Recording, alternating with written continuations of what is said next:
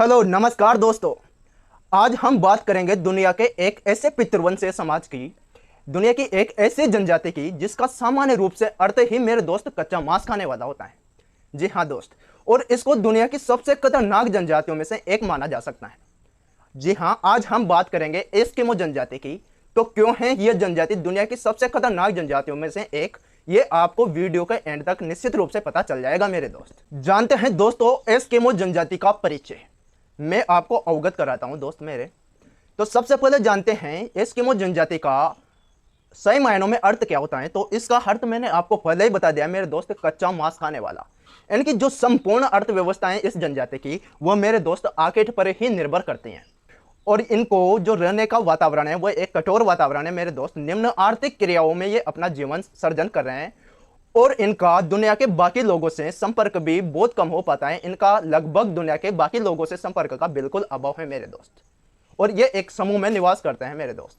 अगर मेरे दोस्त मैं एस्किमो जनजाति के निवास क्षेत्र की बात करूं तो एस्किमो जनजाति मुख्य रूप से उत्तरी अमेरिका में निवास करती है। यह जनजाति उत्तरी अमेरिका के, ये अपना उत्तरी अमेरिका के उत्तर पूर्व क्षेत्र में स्थित ग्रीनलैंड के विशाल द्वीप समूह, उत्तरी अमेरिका के उत्तर पूर्व में पड़ते हैं दोस्तों ग्रीनलैंड के विशाल द्वीप समूह। तो यह जनजाति ग्रीनलैंड के विशाल द्वीप समूह से लेकर पश्चिम में, यहां से स्टार्ट होती हैं और पश्चिम में चलती हैं। यह सारा एरिया जो मैंने बिंदु वाइज समझा रखा है। तो उत्तर पूर्व में, और ये चलते हैं यहां से और अलास्का, बेरिंग जलद मरुमध्य, और इनके भी दूसरी छोर पर अपना आता है दोस्तों साइबेरिया। तो ये साइबेरिया के भी उत्तर पूर्वी क्षेत्र में संपूर्ण रूप से फैली हुई है मेरे दोस्त। तो इस जनजाति के बारे में एक तथ्य भी हमारे सामने आता है कि यह जनजाति उत्तरी अमेरिका में पाई जाने वाली रेड इंडियन जनजाति की ही एक जाति मानी जाती है। कुछ मानव शास्त्रियों का यह मत है मेरे दोस्तों।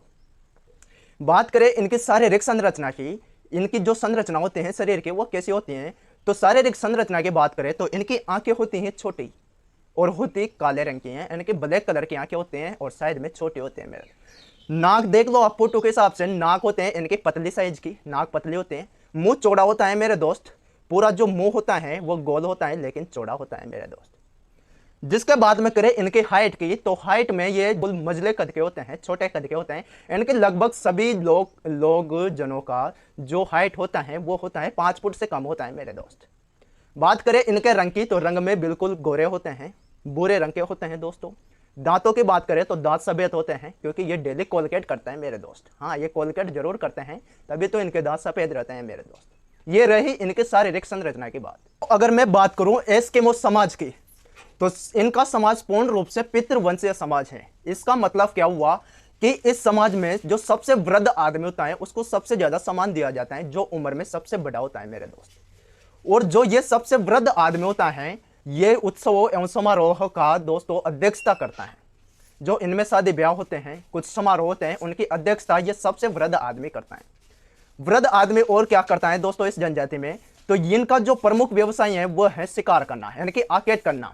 तो ये व्यक्ति उस समाज के लोगों को बोलता है कि तुम्हारी दिशा ये वाली है और तुम्हारी दिशा ये वाली है। इनकी आकेट करने के लिए एक दिशा निश्चित करता है और समाज के लोगों को अलग अलग दिशा में भेजता है। एक निश्चित स्थान उनको दिया जाता है कि तेरा स्थान ये है शिकार करने का। और फिर जो जनजाति के बागी लोग होते हैं वो शिकार करने के बाद जो शिकार सामग्री उनके हाथ लगते हैं, जितना शिकार करते हैं वो सबसे पहले लाकर इस वृद्ध पुरुष को ही सौंपा जाता है। ये सा समाज होता है दोस्तों एस्किमो समाज। तो अगर मैं एस्किमो जनजाति की वेशभूषा की बात करूं जो उनके द्वारा शरीर पर पहनी जाती हैं, तो इसके बारे में भी कहा जाता है कि एस्किमो जनजाति जो आकेट करके लाते हैं, जो कच्चा मांस लाते हैं, उसी कच्ची खाल से, यानी कि जिस भी जानवर का ये शिकार करते हैं उसकी खाल लाते हैं और उस खाल के द्वारा बनाए गए कपड़ों को ही ये अपने शरीर पर पहनते हैं। और इनकी यही मुख्य वेशभूषा है मेरे दोस्तों। तो ये किस जानवर की खाल का यूज करते हैं अपने पोशाक में, तो ये करती हैं कैरिबो की खाल, कैरिबो नामक जानवर। और इसी की खाल से वस्त्र बनाए जाते हैं जिनको ये अपने शरीर पर धारण करते हैं। कितनी खतरनाक जनजाति हैं दोस्तों। जहां पर कैरिबो नामक जानवर नहीं पाया जाता, जिस क्षेत्र में, जरूरी तो नहीं है दोस्तों कि हर क्षेत्र में ही ये कैरिबो नामक जानवर पाया ही जाए। जहां पर ये कैरिबो जानवर नहीं पाया जाता वहां पर दुर्व्यय भालू पाया जाता है, यानी कि दुर्व्यय भालू का निवास होता है। और उस जगह ये सर्दी से बचने के लिए दुर्व्यय भालू के बालों से बनाए गए वस्त्रों को अपने शरीर पर धारण करते हैं। और ये कैरिबो नामक जानवर की खाल का ही यूज क्यों करते हैं? ये शिकार तो सील मछली का भी करते हैं दोस्तों, लेकिन सील मछली की खाल से बहुत ज़्यादा भारी होती है ये कैरिबो की खाल, यानी कि हल्की होती हैं लेकिन मजबूत होती हैं और सर्दी से इनका बचाव पूर्ण रूप से कर पाते हैं। इसलिए ज़्यादातर जो एस्किमो होते हैं वह कैरिबो की खाल का ही यूज करते हैं अपनी वेशभूषा के रूप में। एस्किमो जनजाति के पुरुष आधुनिक रूप से जो हम पहनते हैं ऊनी जर्सी हम पहनते हैं, उसी प्रकार का एक वस्त्र पहनते हैं अपने शरीर पर और उसको बोला जाता है मेरे दोस्तों तिमियाक। क्या बोला जाता है? तिमियाक। और जो बनी होती हैं सील मछली की खाल से, यानी कि जो आधुनिक जर्सी पहनते हैं हम मानव, उसी प्रकार की ये भी एक जर्सी का उपयोग करते हैं अपने शरीर पर धारण करने के लिए, जिसे बोला जाता है दोस्तों तिमियाक। और वो तिमियाक भी सील मछली की खाल से ही बना होता है। ये दोस्तों जूतों के रूप में भी सील की मछली की खाल का ही यूज करते हैं। सील की मछली के चमड़े से ही इनके जूतों का निर्माण होता है और इनके जूतों को बोला जाता है कार्मिक। क्या बोलते हैं? कार्मिक। बात करें हम इस तिमियाक की, तो ये तो ऊनी जर्सी की तरह हो गई जो सील मछली की खाल से बने होते हैं। इसके ऊपर भी एक और वस्त्र पहना जाता है दोस्तों, जिसको अनोहाक बोला जाता है। क्या बोला जाता है? अनोहाक। तो आपसे परीक्षक प्रश्न पूछ ले कि तिमियाक के ऊपर पहना जाने वाला एस्किमो जनजाति द्वारा कौन सा वस्त्र होता है, यानी कि एस्किमो जनजाति द्वारा तिमियाक के ऊपर से पहने गए वस्त्र को क्या बोला जाता है? तो उसको बोला जाता है अनोहाक। तो देखे इनके रीति रिवाज कैसे, कितनी अजीब जनजाति है मेरे दोस्त। अगर एस्किमो जनजाति के गरों की बात करूं मैं, इस जनजाति के घर किस प्रकार के होते हैं, तो ये घर भी ऋतुओं के अनुसार बदलते हैं। ग्रीष्म ऋतु में दोस्तों ये तट के किनारे निवास करते हैं और तट के किनारे निवास करते हुए ये ग्रीष्म काल में जो घर बनाते हैं वह बनाते हैं कैरिबो प्लस ध्रुवीय बालू की खाल से। अब देखो कितनी खतरनाक जनजाति हैं दोस्तों, ये अपने घर भी किसी जानवर की खाल से बना रहे हैं, यानी कि कैरिबो और जो ध्रुवीय बालू होता है उसकी खाल से इनके घर बनाए जाते हैं।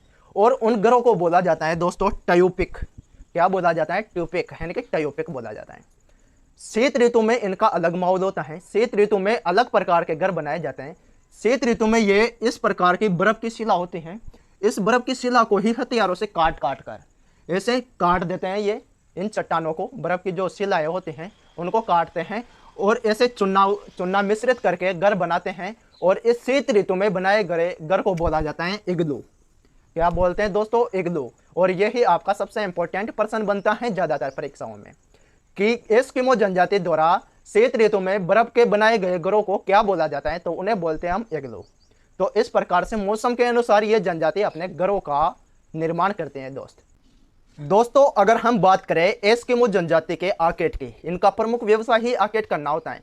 लेकिन ये प्रत्येक मौसम में, इनके अलग अलग मौसम के हिसाब से अलग अलग प्रकार का आर्केड करते हैं। शीतकालीन मौसम में अलग प्रकार का आर्केड किया जाता है, ग्रीष्मकालीन मौसम में अलग आर्केड करते हैं, और जो वसंत ऋतु होते हैं वसंत ऋतु के हिसाब से आर्केड किया जाता है। तो सबसे पहले समझते हैं इनके शीतकालीन आर्केड को। शीतकाल में किस तरह से ये आर्केड करते हैं मेरे दोस्तों, किस तरह से शिकार करते हैं। तो शीतकाल की ऋतु में ये तट के किनारे निवास करते हैं मेरे दोस्त। एस्किमो जनजाति के लोग तट के किनारे निवास करते हैं और तट के किनारे ये किस जानवर का शिकार करते हैं? ये करते हैं सील मछली का शिकार। मछली होती है सील, उसका शिकार ये शीत ऋतु में करते हैं। और इनके शिकार करने की विधियां होती है दो प्रकार की, माउपोक और इतु आरपोक। ये इनके शिकार करने की विधियों के नाम है मेरे दोस्त। तो समझते हैं इन विधियों को। माउपोक विधि क्या होती है? देखिए ये तट के किनारे ऐसे बर्फ जमा हुआ होता है शीतकाल में। जब बर्फ जमा होता है तो ये मछली होती हैं, मछली इस बर्फ के नीचे होती है, ठीक है। बर्फ बिल्कुल जमा हुआ तो नहीं रहेगा, थोड़ा पानी भी रहेगा उसमें, और ये मछली पानी में तैरती रहते हैं। लेकिन जब इस बर्फ के ये छिद्र रहते हैं, यहाँ ऊपर थोड़े थोड़े छिद्र हुए होते हैं, तो ये मछली जैसे इन छिद्रों में श्वास लेने बाहर आती हैं, तो यहाँ पर खड़ा हुआ आदमी अपने शिकार यंत्र से, यानी कि इनके शिकार यंत्र का नाम होता है हार्पून, और इस हार्पून नामक यंत्र से ये इस मछली का शिकार कर लेते हैं। और इस विधि को कहा जाता है माउपोक। दूसरी विधि होते हैं दोस्तों इतु आरपोक। तो समझते हैं इस विधि को। इस विधि में क्या होता है, ऐसे बर्फ जमी हुई होती है तट के किनारे, यह बर्फ जमी हुई है। एक व्यक्ति इधर होता है खड़ा, जबकि दूसरा व्यक्ति इधर खड़ा हुआ होता है, और इस व्यक्ति के हाथ में शिकार करने का यंत्र यानी कि हार्पून होता है। यहाँ पर दो छिद्र बनाए जाते हैं, ये इधर खड़ा हुआ आदमी मछली को खोज निकालता है, यानी कि मछली की खोज करता है और दूसरे आदमी को संकेत देता है कि हाँ मछली आने वाले हैं, और ये तुरंत इधर से अपने हार्पून नामक यंत्र से उस मछली का शिकार कर लेता है, और इस विधि को बोला जाता है इतु-आर-पोक। तो ये विधियां आपकी परीक्षा में पूछी जा सकती हैं, और एक क्वेश्चन पूछा जा सकता है कि एस्किमो जनजाति का शिकार करने के यंत्र को क्या बोला जाता है, तो उस यंत्र को बोला जाता है दोस्त हार्पून। ये होता है इनका शीतकालीन आर्केट। सबसे इंपॉर्टेंट है दोस्तों इस जनजाति के बारे में सलेज गाड़ी। क्या है सलेज गाड़ी? तो इस जनजाति द्वारा दोस्तों शीत ऋतु में जमे हुई बर्फ पर गमन करने के लिए जिस गाड़ी का प्रयोग किया जाता है उसको सलेज गाड़ी बोला जाता है।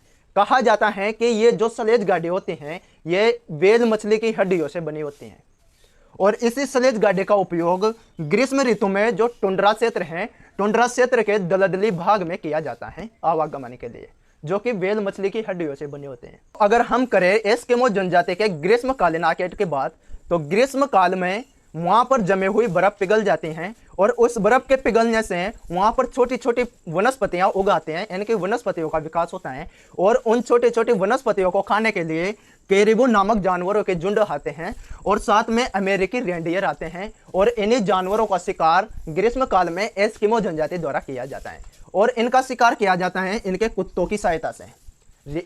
जो एस्किमो जनजाति होते हैं वो अपने कुत्तों की सहायता से कैरिबो और अमेरिकी रेंडियर का शिकार करते हैं दोस्त। तो अगर हम बात करें वसंतकालीन आर्केट की, तो वसंत काल लगभग मार्च से स्टार्ट होता है, और मार्च में धूप पड़ना शुरू हो जाते हैं और दिन बड़े होने लगते हैं। तो जैसे ही ये मछलियां, सील मछली, इस ऋतु में भी सील मछली का शिकार किया जाता है एस्किमो जनजाति द्वारा। तो जैसे ही ये मछलियां धूप खाने के लिए बाहर निकलती हैं तो ये उनका शिकार कर लेते हैं दोस्तों। और किस यंत्र से करते हैं? हार्पून यंत्र से। और वसंत काल में आर्केट करने के लिए ये एक नाव का प्रयोग करते हैं जो चमड़े की बनी हुई होती हैं दोस्तों, और उस चमड़े से बनी हुई नाव को कयाक बोला जाता है। क्या बोला जाता है दोस्त? कयाक। और ये आपके क्वेश्चन बन सकता है परीक्षा में कि एस्किमो जनजाति द्वारा वसंत काल में आर्केट के लिए जाने के लिए आवागमन के साधन के रूप में जिस चमड़े के नाव का प्रयोग किया जाता है उस नाव को क्या बोला जाता है? तो उस नाव को बोला जाता है दोस्त कयाक। तो ये वसंत काल में भी किसका करते हैं? सील मछली का शिकार करते हैं, साथ में कैरिबो और कस्तूरी मृग का शिकार किया जाता है मेरे दोस्त। तो देख के दोस्तों ये थी आज की अजीबोगरीब जनजाति, जिसका प्रत्येक काम हड्डियों से होता है, जानवरों की खाल से होता है, इसलिए बोला था मैंने दुनिया की सबसे खतरनाक जनजातियों में से एक। तो मिलते हैं नेक्स्ट क्लास, तब तक के लिए सभी को राम राम, धन्यवाद दोस्तों।